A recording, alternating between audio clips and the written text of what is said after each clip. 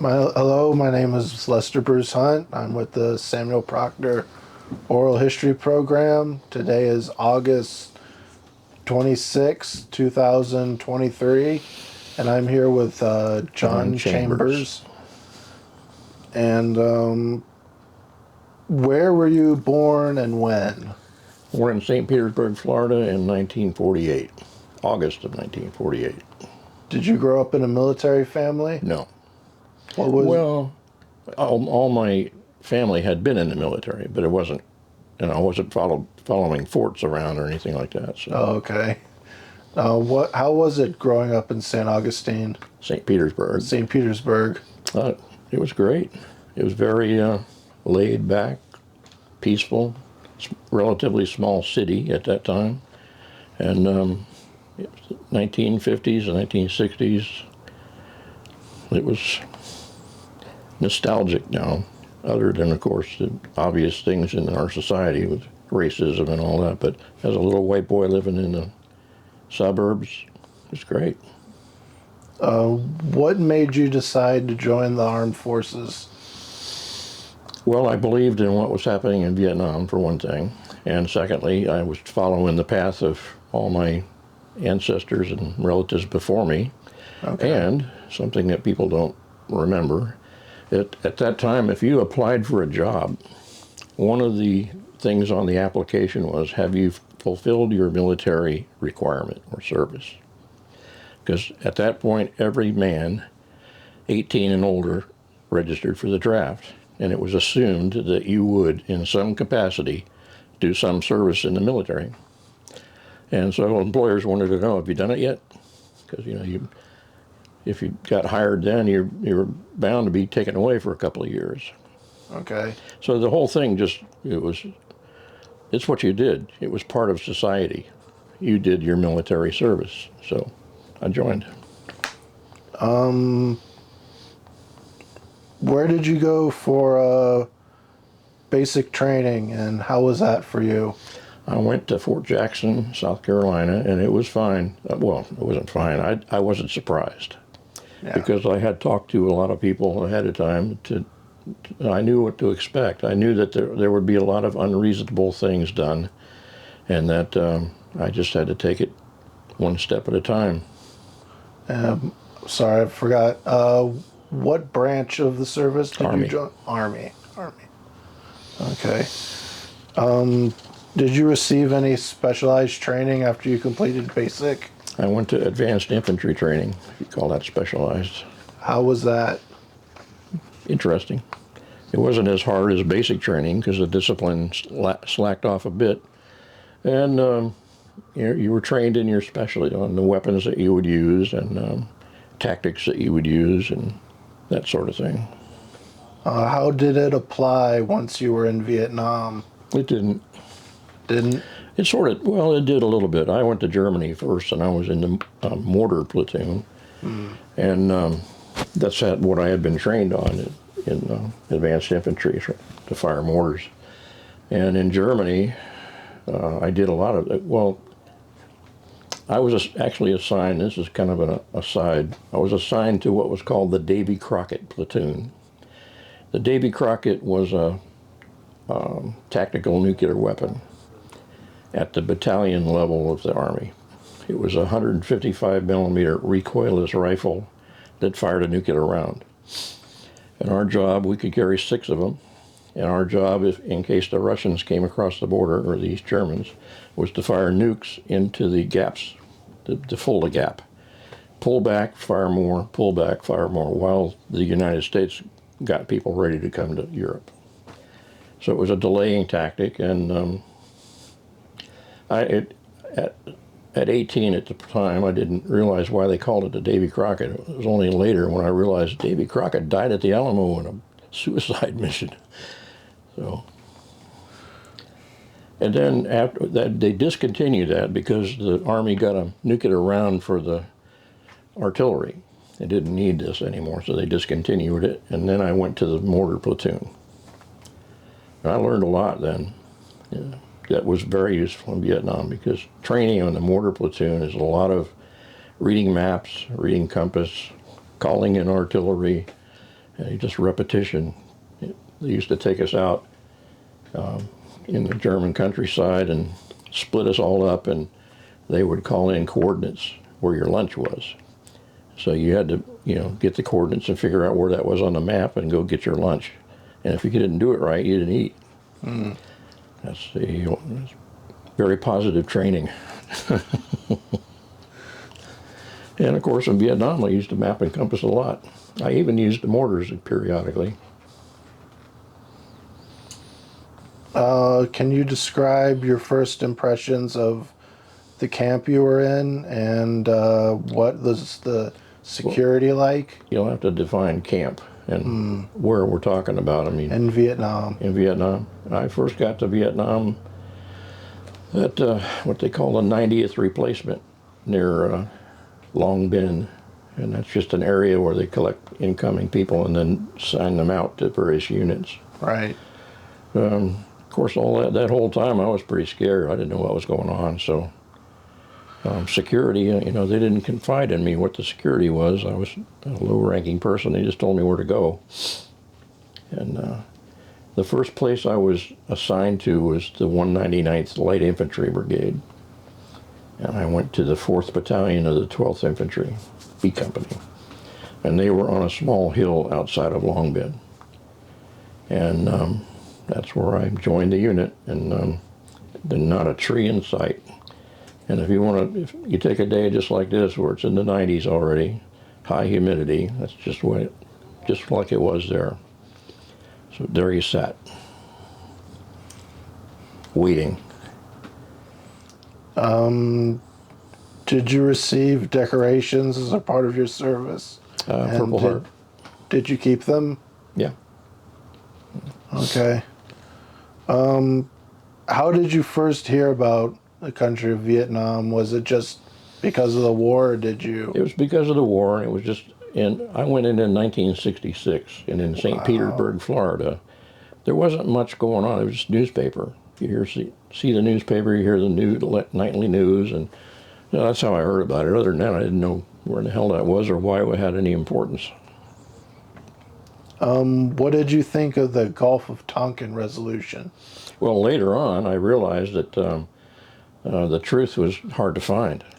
That one group said this, one group said that, and I also realized by reading the Pentagon papers that at that time, that was 1964, and Lyndon Johnson was in a presidential race with Barry Goldwater, and Barry Goldwater had accused Johnson of being soft on communism.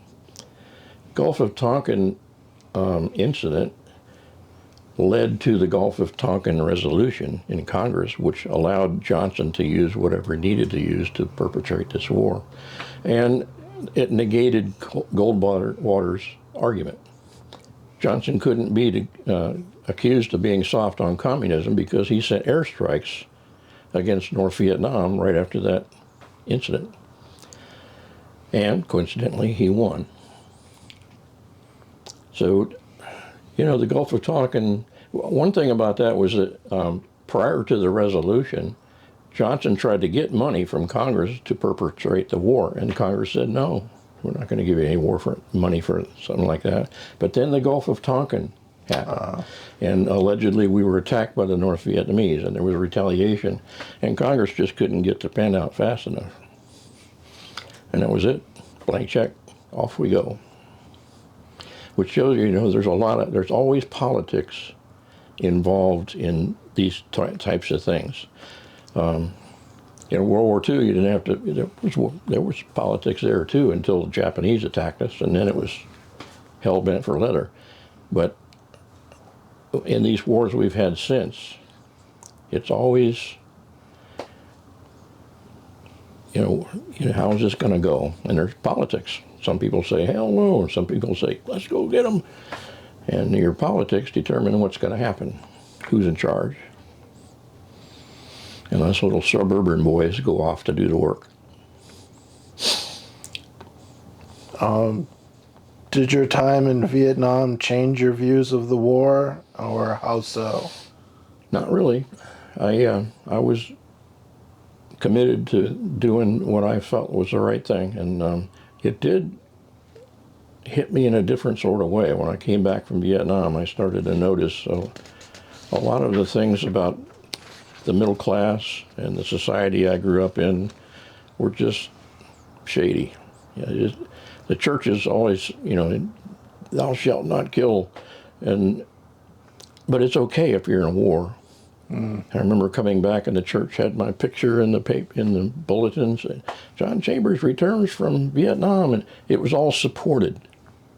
And I thought, this is interesting because this doesn't seem to coincide with what I learned when there wasn't a war.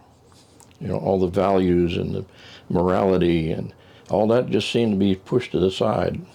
And I started to question, what's going on here?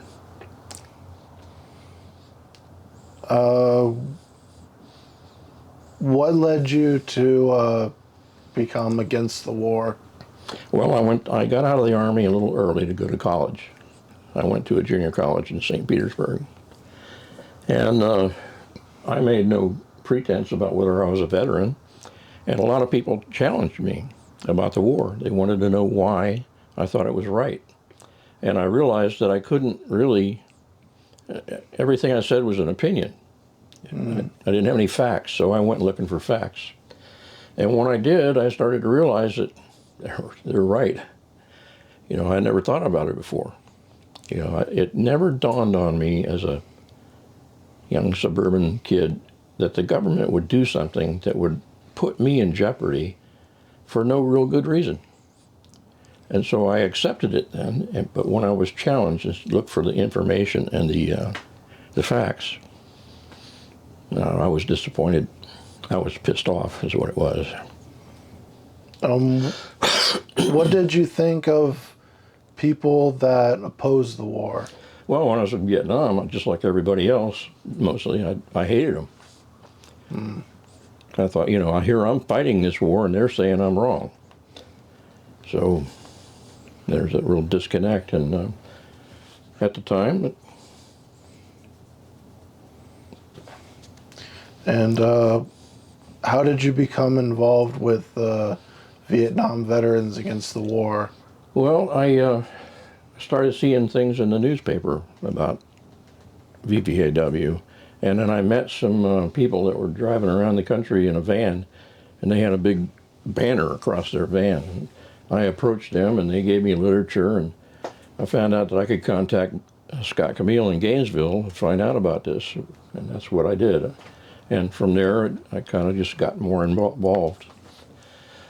And I became the the local coordinator for Vietnam Veterans Against the War in St. Petersburg. And I was there, I was by myself. I was a chapter of one. And Veterans Day came around, and I applied to the VFW and the American Legion to march in the Veterans Day parade. And they said, absolutely not. We don't support those who are against the war, and we're not going to let you in our parade. So at the time, I was working at the St. Pete Times, so I went and told the editor at the city desk what had happened. And man, you wouldn't believe the headlines in the paper. Veteran refused permission to march in a Veterans Day parade. And at that point, all of a sudden, I had 20 members out of nowhere. So then we decided, the 20 of us, decided to have our own Veterans Day parade. So we applied for a permit and got the permit. And then I went to the newspaper and I said, we've got a permit for our own parade, and we'd like to invite the VFW and the American Legion. And of course, the predictable response was hell no. And again, newspaper articles. It was sweet. It was very sweet. And it's when I found out that when somebody has a hard opinion about something that they can't support, you can use that against them. And that's fun. When the enemy is predictable, they're in trouble. In around 1971 to 72, what methods did you find most effective towards ending the war?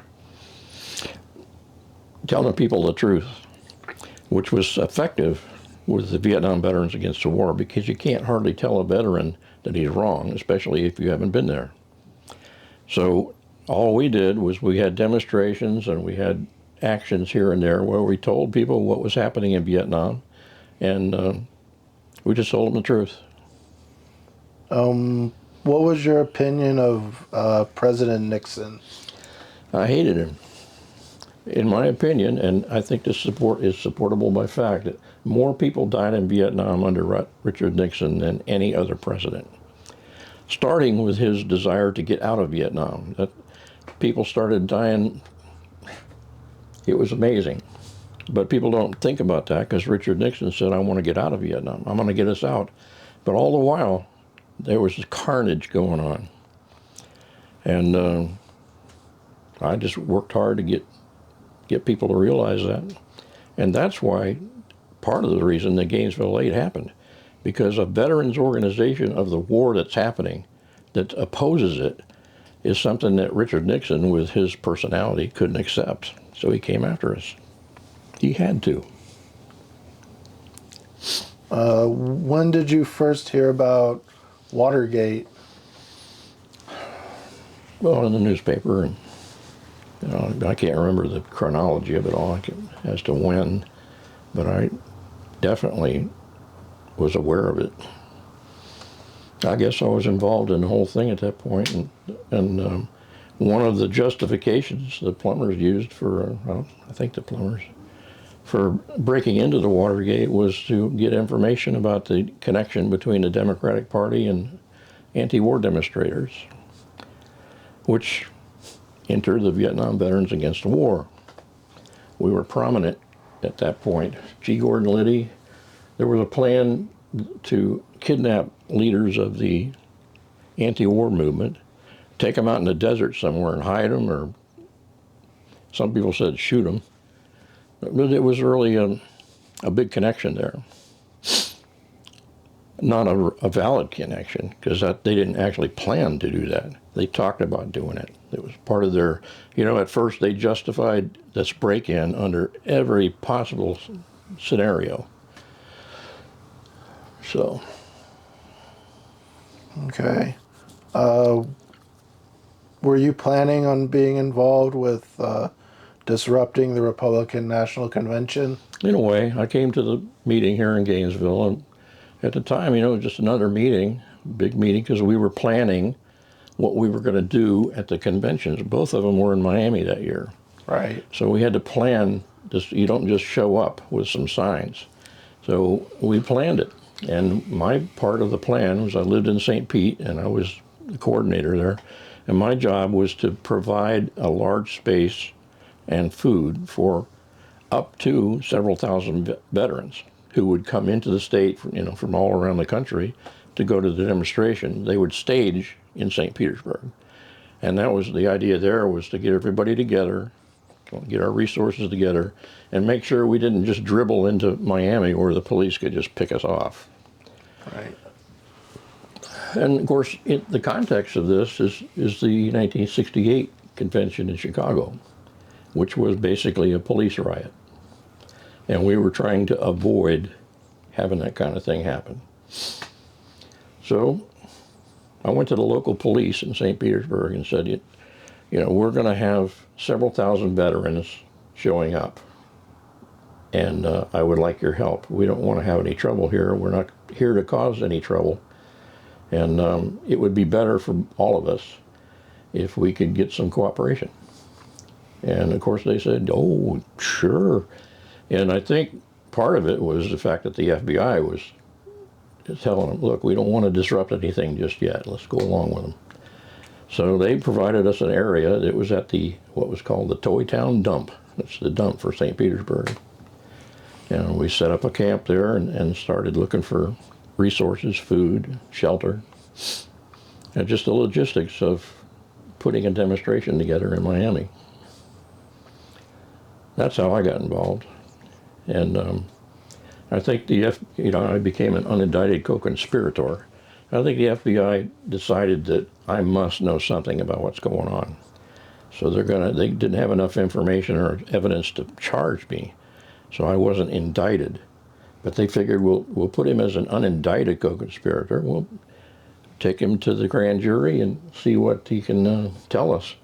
And when I refused to testify, of course, the idea was let's pressure him, let's put him in jail. Sentence was 18 months. But they made a huge mistake there, in retrospect. I'm a combat veteran from Vietnam. I have no real life. I'm not, I am going to school, but I'm collecting the GI Bill. I'm not looking for a job. And, I'm living tooth to nail or whatever. And they said, well, we're going to put you in jail if you don't talk.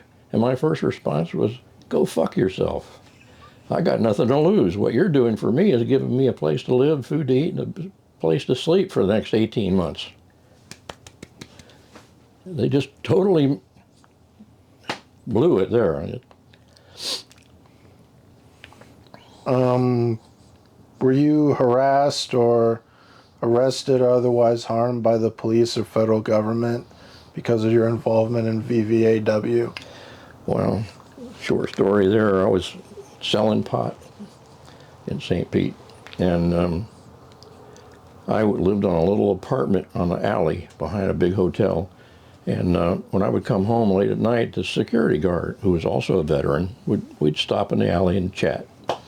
And one night he told me, he said, I don't know what you're doing, but they up there on the second floor, they got all kinds of equipment up there, and they're looking at you. And that's what I thought. I said, holy shit. I thought they were going to nail me for pot. So my friends and I set up a little thing where we were calling each other and reading the Bible over the phone and just trying to, wrong foot them somehow. And one night I had a pound of pot in the back of my Volkswagen.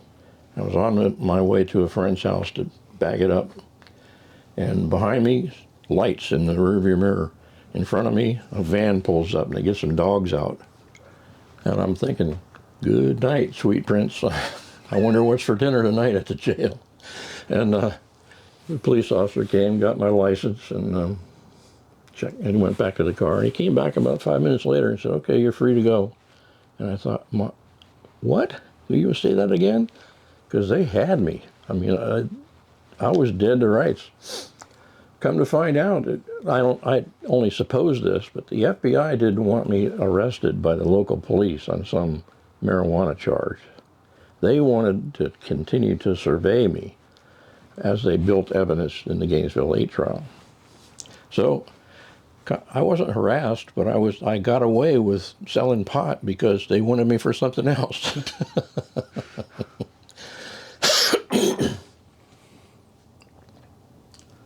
Yeah, good old, that's what I say, when of course I didn't do that on purpose, but when you know what the enemy wants and what they think and do, man, you're powerful. That's a military principle that it goes into everything. You know what your opponent wants and what they're going to do, you're in charge.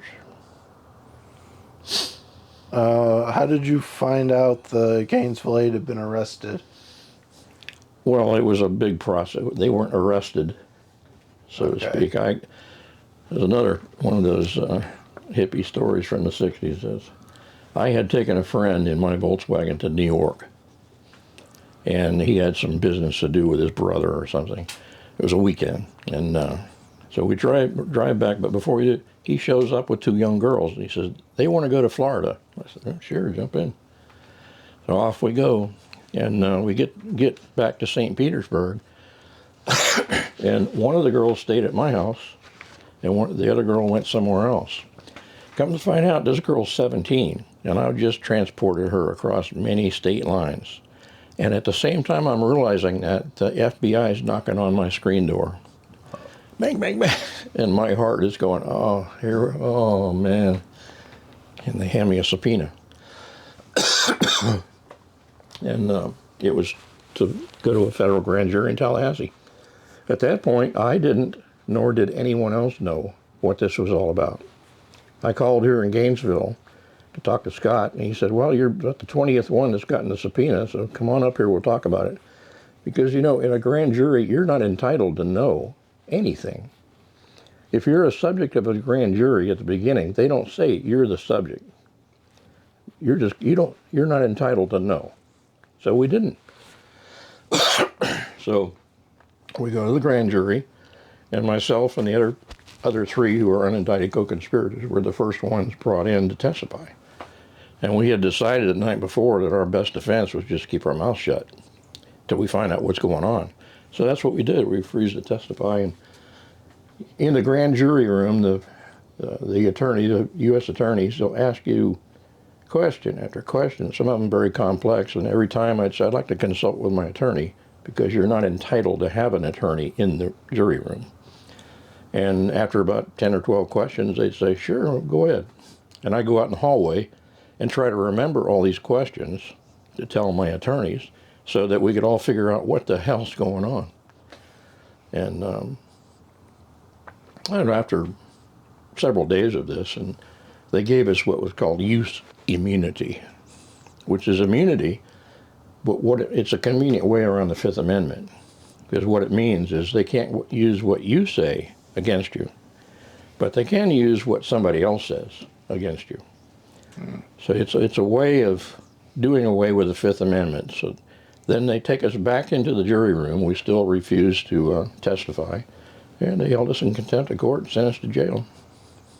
And after that, that's when the Gainesville Eight were arrested. That's when those indicted people were arraigned and charged. Did you know any of the government agents? Not really. Not really. No.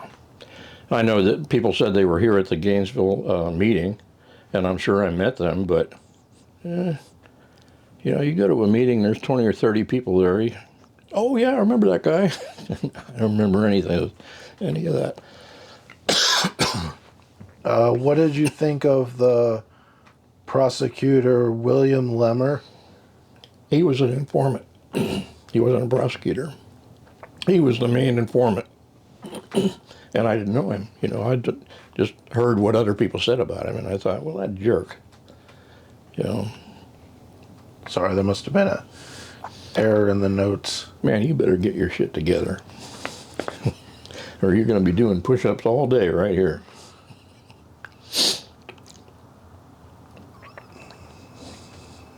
There were a couple of informants, I understand, and William Lemmer was one of them. There was a local guy, too, Poe. Can't remember his first name now, but he lived out near Archer.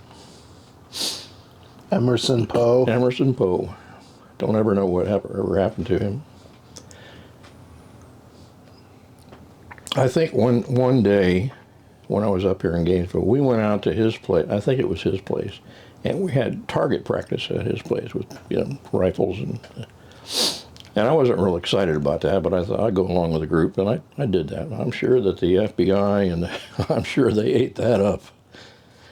So. At the beginning of the case, were you expected to be found innocent?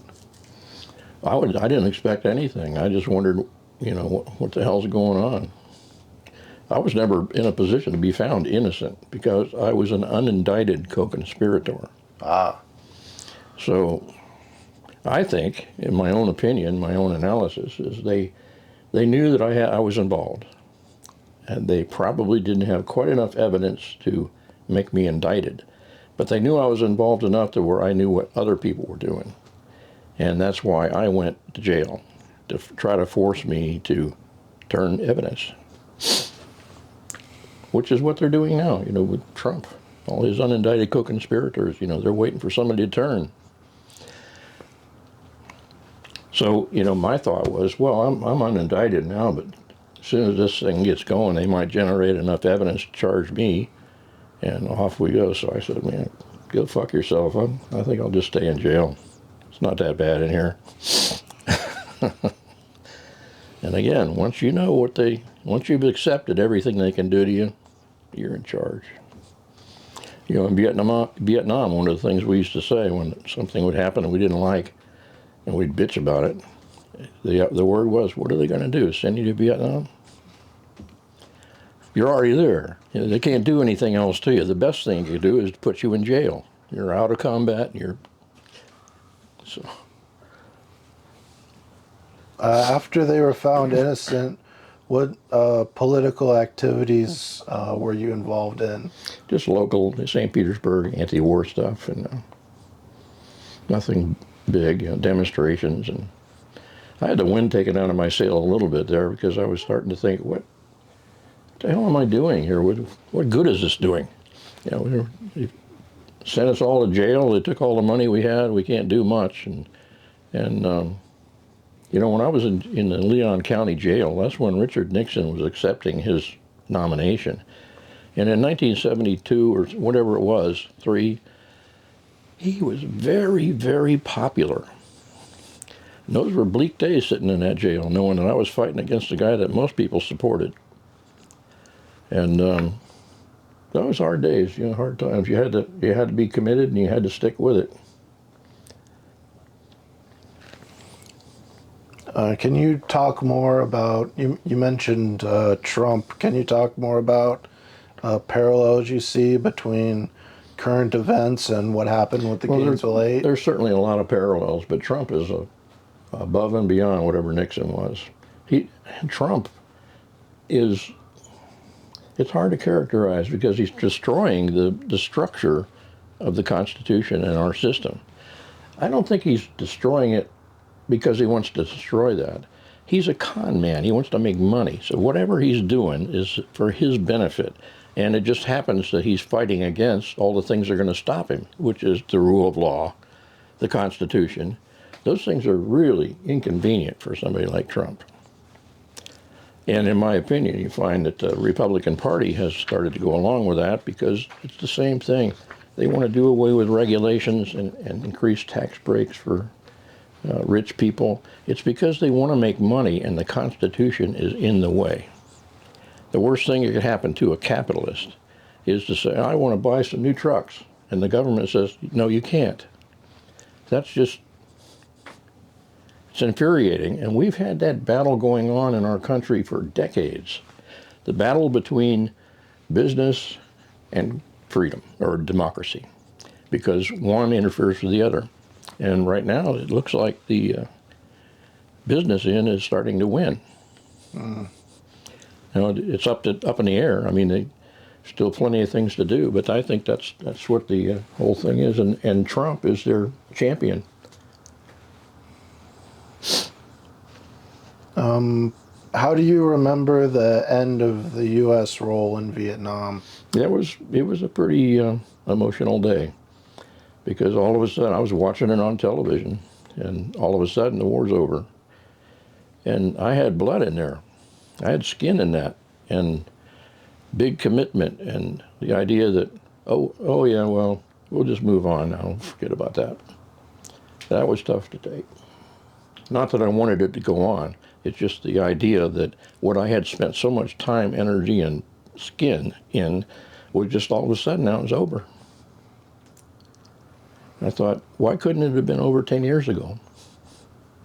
Have you ever seen the Robert McNamara's, he wrote a book called The Fog of War, and he's since been interviewed, and it was a PBS special. You should watch that. You find out what Robert McNamara, the architect of all this, thought. And he basically says it was a mistake, and they knew it was a mistake. They knew they should get out, they just couldn't figure out how. And I thought, well, that's real nice for this little privileged frat boy to be discussing what he could have done or could not have done. But I was this little guy down in the suburbs who got, caught up in it, and I could have died. I resented the shit out of that. People don't seem to make that connection. I'm wondering what these Afghan and Iraq veterans are going to think ultimately. Right. You put skin in the game, and then all of a sudden somebody says, yeah, sorry, go on home. That's infuriating.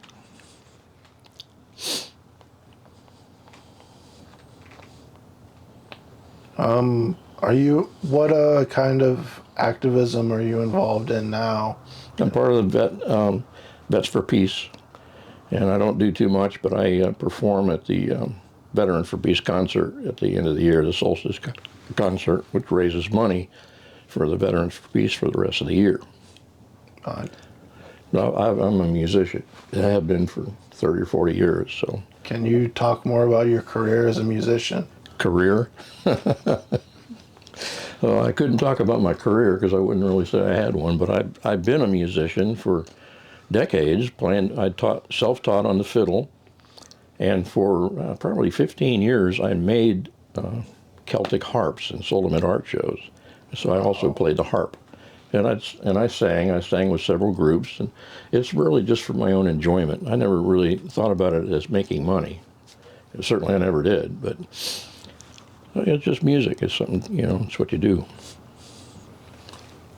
Had a big music party at my house every year in November for Thanksgiving. 50, 60 people would come to play music. None of it electronic or electric. It's all acoustic. It was fun.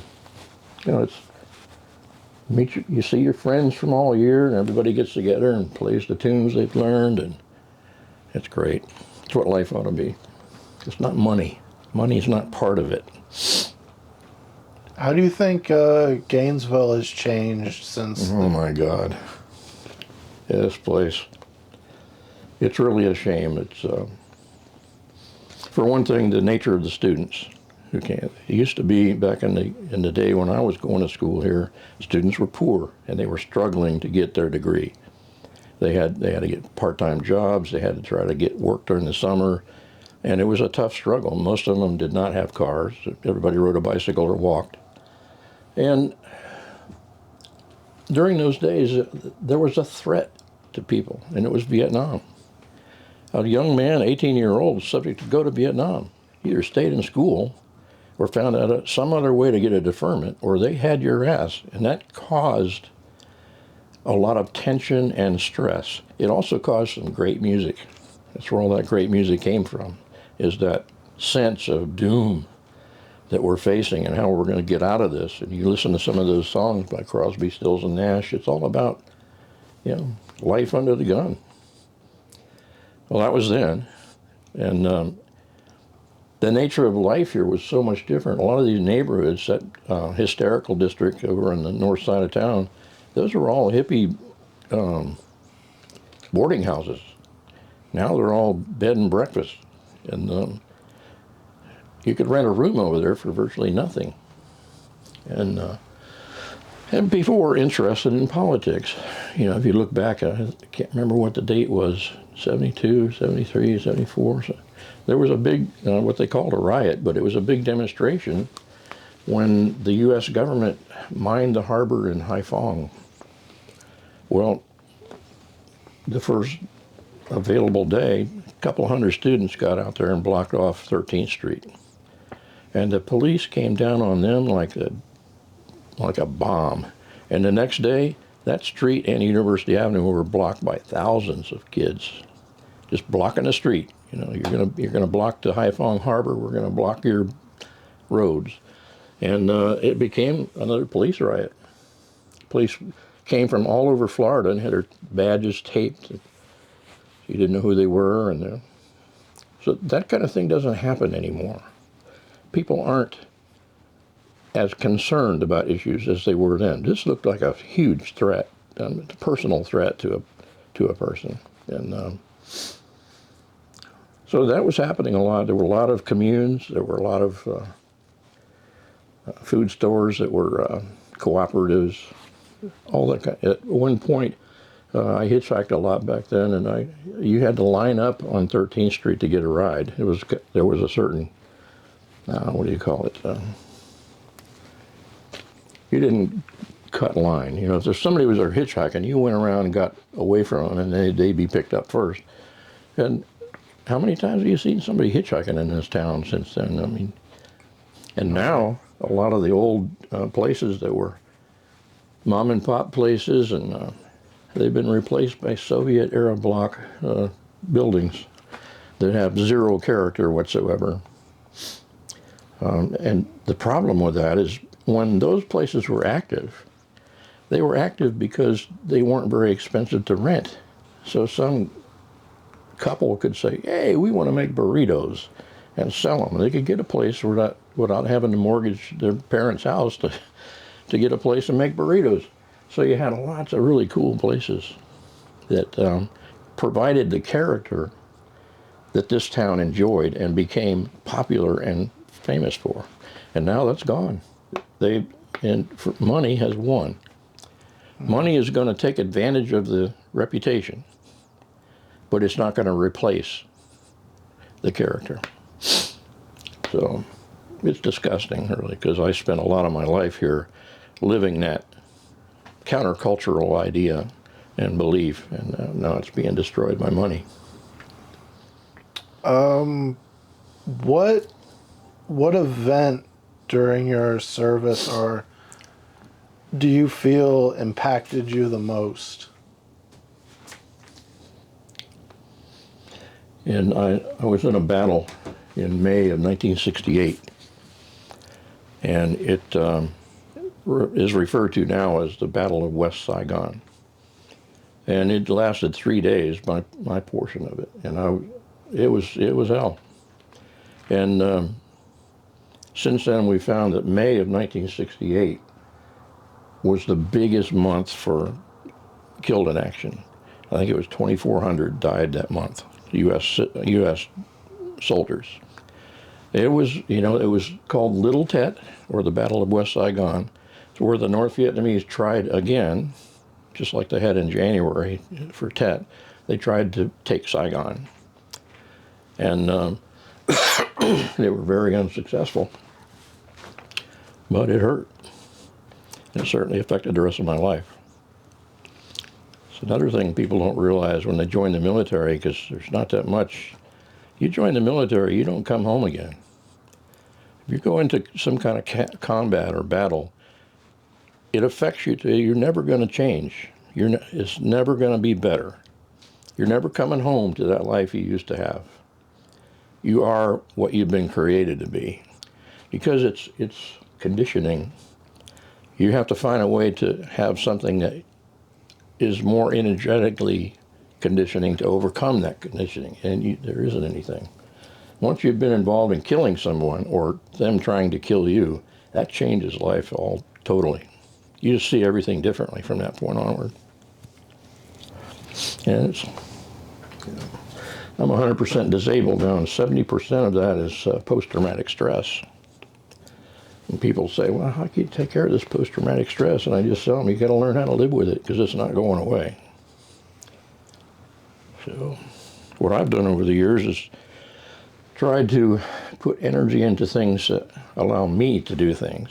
I'm not part of society anymore. I stay on the edge. Like making harps. I was my own boss. I didn't have to listen to somebody else telling me anything. And I didn't have to sell a harp to somebody if I didn't want to. It was just my way of being part of society. That was a legitimate thing to do, but also not being part of society. That's one of the ways to get around that post-traumatic stress. I also built my own house out near Hawthorne, and it's a bunker. I was very paranoid about weather. My house is a poured concrete house built above the code. I have solar power. I'm prepared for loss of services. And I tell people, you can sit around with your thumb up your ass if you want, but that's what you need to be prepared for. You're counting on society and the government to continue to provide services for you. Well, what happens if they can't? Where are you? And we'll get some example of that here next week. I think that storm's headed this way. But it'll be a little storm. That's the kind of storm I just kind of thumb my nose at. It's like, rain, wind, what the hell? But that's what I mean about PTSD. I have a lot of things that I prepare for things, and I analyze the world I live in, and I try to anticipate what could go wrong. And then I prepare for those things without causing myself a lot of distress. So I'm not so focused on preparation that I'm not living my life. I'm living my life, but I'm also, in the back of my mind, I'm sort of thinking, well, what happens when that storm comes? And another experience from Vietnam that has my first approach to preparation is water. Because Vietnam, somebody said last week, it was really hot. And they were bitching about it, and I said, okay, I posted the weather in Saigon, which was exactly the same as it was here. And I said, so what you need to do is find yourself 80 pounds worth of equipment, put a steel helmet on your head, grab a rifle, make sure you've got enough water and food for the whole day, and start walking. And you're allowed to stop walking for 20 minutes at midday, and then at 5 o'clock in the afternoon you can stop again. And at that point you need to dig at least 2 holes. You need to refill all your water, get your food, eat, all those things, and figure out how to go to sleep that night, laying right where you're at. And then the next morning, you do it again. That kind of thing impresses you about the nature of water, because there isn't much, and you can't use it to wash yourself or do all those neat little things, and no showers or any of that crap. You drink that stuff and you got to carry it. And you start to realize how important it is when you run out.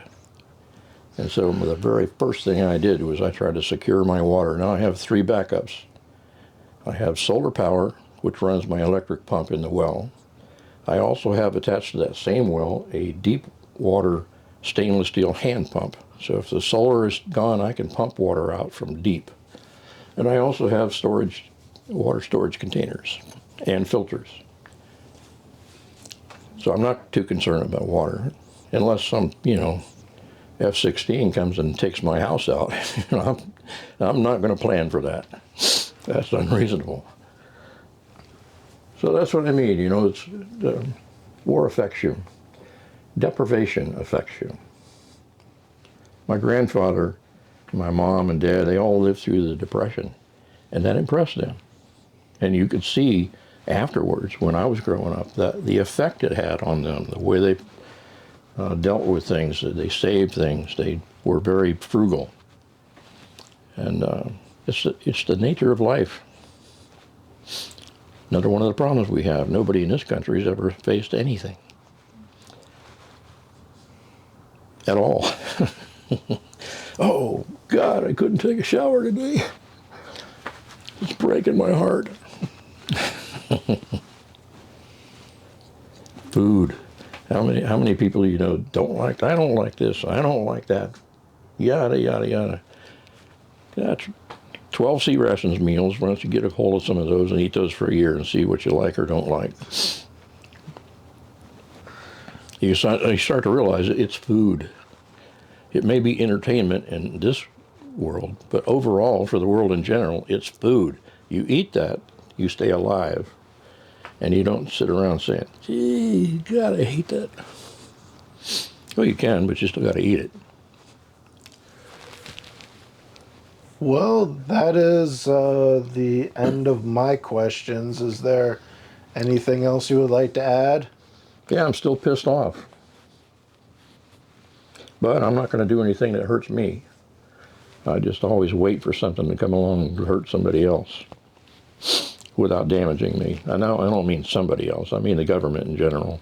I don't see much difference right now from politics is politics. It's the same. It's a little more sophisticated now, but it doesn't do the individual much good. And the other thing, like I've said before, you're on your own. You have to take care of yourself. If you count on the society to do it, you may get by, but you may also get damaged. And where's the percentage in that? All right. Well, you guys have a good time. Get your notes together, or start dropping for 20 push-ups. Do you mind if I put that in front of the screen really quick so you can read it? Well, there's a couple of paragraphs in there that. If you want to go over it, that would also be good. Yeah, good. Well, why don't you read it and then ask me questions? Because when I read it, I'll just make assumptions because I was there doing it. And you said the man who wrote this was your commander? Mm-hmm. Robert L. Robert Tonsetic. I think he's dead now. But we'll go over we're all going to die. Thank you. I'll stop recording so you can say